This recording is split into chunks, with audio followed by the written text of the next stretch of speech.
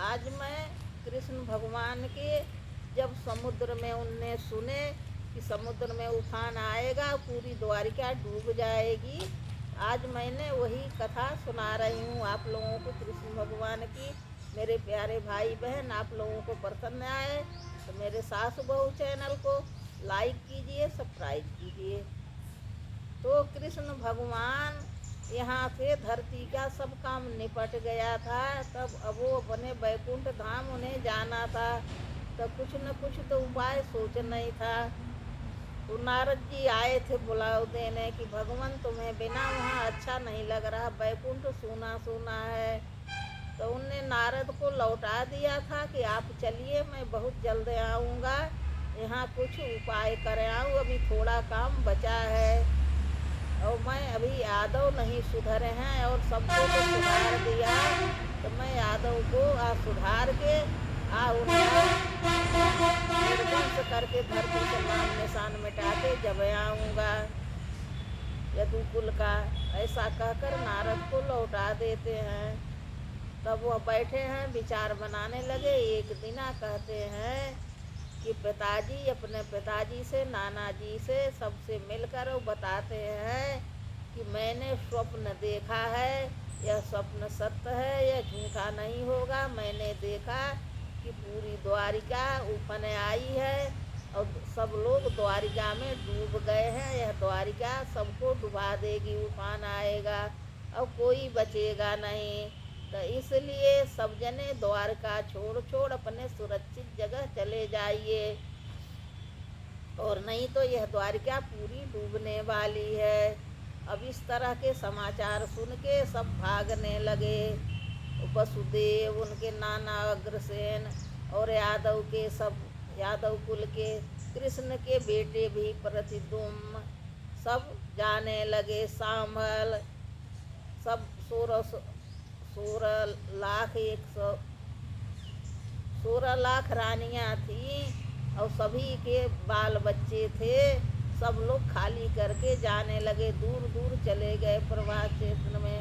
पर जब वहाँ गए तो भगवान की यह कृपा थी, यादवों को शराब था, उनने शराब पी पी के आपस में ही लड़ाई बांध दिए और इतनी बुरी तरह से लड़े कि सब एक दूसरे के ऊपर सारा सामान फेंकने लगे, आपस में मार काट मचा दिया, सब सामान नष्ट कर डाला, लट्ठी डंडा सब टूट गया और आ गया मार करते करते।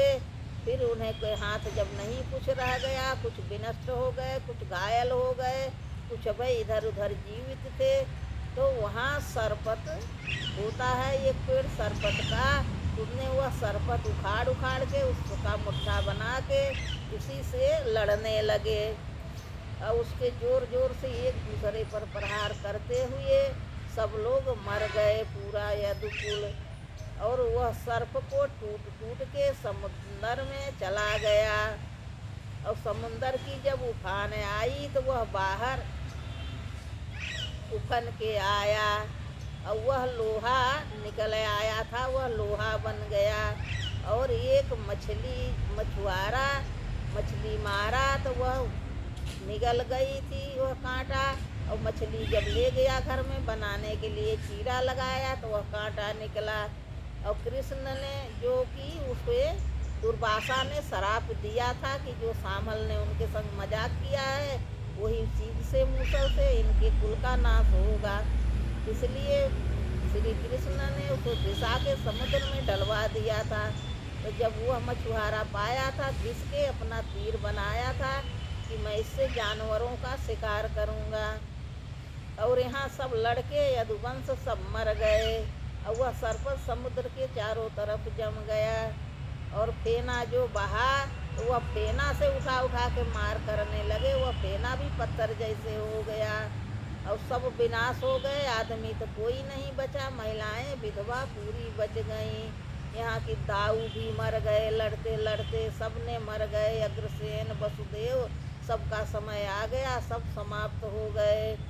फिर कृष्ण विरक्त होके जाके समुद्र के पास एक किनारे पेड़ के नीचे बैठे थे ध्यान में।